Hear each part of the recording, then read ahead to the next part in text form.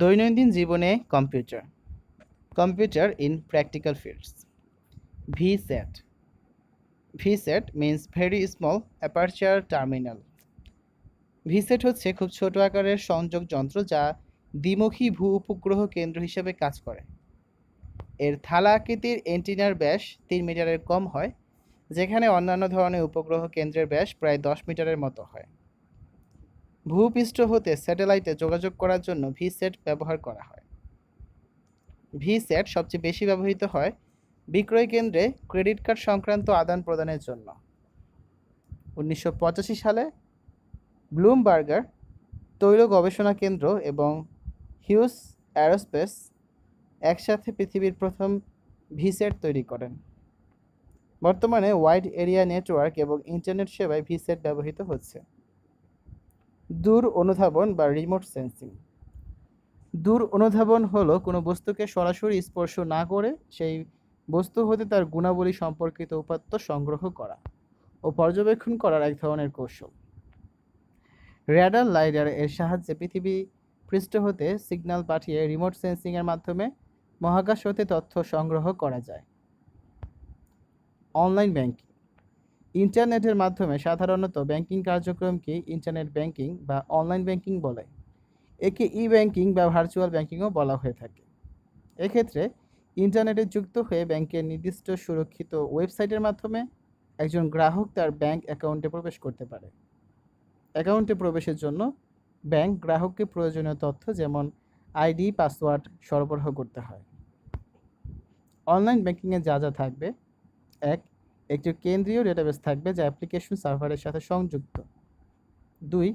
প্রত্যেক গ্রাহকের একটি সুনির্দিষ্ট গ্রাহক আইডি থাকবে। ৩.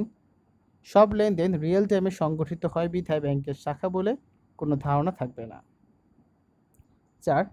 লেনদেনের সাথে সাথেই কেন্দ্রীয় ডেটাবেস আপডেট হবে। অনলাইন ব্যাংকিংয়ের প্রধান উপাদান কম্পিউটার নেটওয়ার্ক। কোনো ব্যাংক শাখার অনেকগুলো কম্পিউটার ল্যান নেটওয়ার্কের মাধ্যমে যুক্ত থাকে। আবার একটি ব্যাংকের প্রধান কার্যালয় এবং এর শাখাগুলো ল্যান এর মধ্যে বেতার তরঙ্গ এবং অপটিক্যাল ফাইবার বা অন্য কোনো মাধ্যমের সাহায্যে সমস্ত দেশের মধ্যে আন্তঃসংযোগ হতে পারে।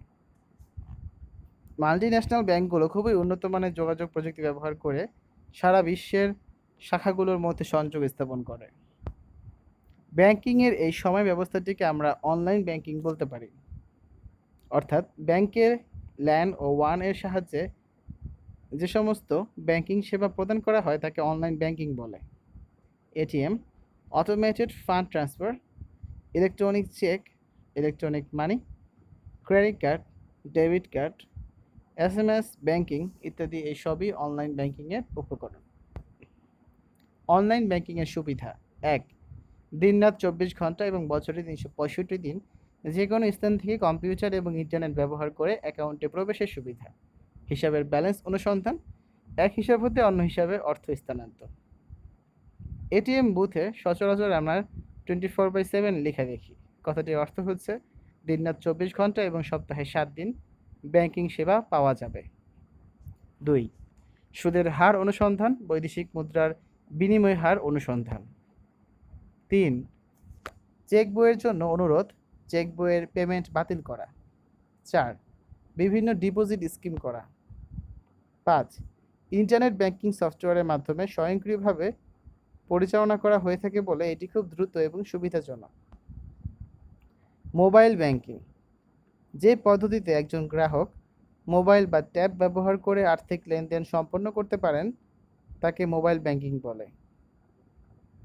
খুব সহজে এবং দ্রুত টাকা এক স্থান থেকে আরেক স্থানে পাঠানোর এই মাধ্যম এখন অনেকেই পছন্দ করছেন।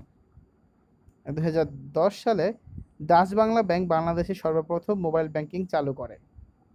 মোবাইল ব্যাংকিং সেবা দেওয়ার ক্ষেত্রে নেতৃত্বের ভূমিকায় রয়েছে ব্র্যাক ব্যাংকের সহযোগী প্রতিষ্ঠান বিকাশ। টেলিব্যাংকিং। টেলিব্যাংকিং কথাটির অর্থ হচ্ছে টেলিফোন ব্যাংকিং, অর্থাৎ টেলিফোনের মাধ্যমে যে ব্যাংকিং কার্যক্রম পরিচালনা করা হয় তাকে টেলিফোন ব্যাংকিং বা সংক্ষেপে টেলিব্যাংকিং বলা হয়। এর মাধ্যমে একজন গ্রাহক তার ব্যাংক সীমিত পরিসরে account balance transaction, electronic bill payment, fund transfer ইত্যাদি কাজ করার সুবিধা গ্রহণ করতে পারে। বিশ্বের বিভিন্ন দেশে এই সেবা চালু থাকলেও বাংলাদেশে স্ট্যান্ডার্ড চার্টার্ড ব্যাংক সর্বপ্রথম এই সেবা চালু করে। টেলিকনফারেন্সিং, ভিন্ন ভৌগোলিক দূরত্বে কিছু ব্যক্তি অবস্থান করে টেলিযোগাযোগ সিস্টেমের মাধ্যমে সংযুক্ত থেকে কোনো সভা অথবা সেমিনার অনুষ্ঠানের প্রক্রিয়াকে বলা হয় টেলিকনফারেন্সিং। বিশ্বের যে কোনো জায়গা থেকে যে কোনো ব্যক্তি টেলিফোন ব্যবহার করে টেলিকনফারেন্স করতে পারে। এই ব্যবস্থায় সভায় অংশগ্রহণকারীরা কিবোর্ডের মাধ্যমে কেন্দ্রীয় কম্পিউটারে তাদের বক্তব্য বা জবাব পাঠায়। বিভিন্ন ধরনের টেলিকনফারেন্সিং ব্যবস্থা রয়েছে, যথা পাবলিক কনফারেন্স, ক্লোজড কনফারেন্স এবং read only conference. Public conference সবার জন্য উন্মুক্ত, যে কেউ এই কনফারেন্সে অংশগ্রহণ করতে পারে।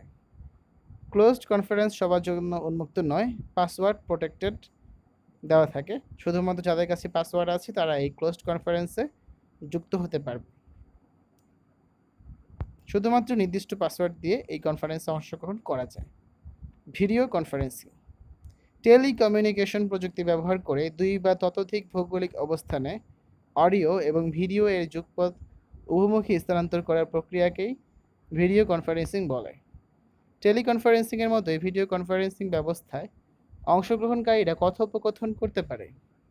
অধিকন্তু ভিডিও কনফারেন্সিং ব্যবস্থায় মনিটর বা পর্দার অংশগ্রহণকারীরা পরস্পরের সম্মুখীন হয়ে একে অন্যকে দেখে কথোপকথনে অংশগ্রহণ করে থাকে।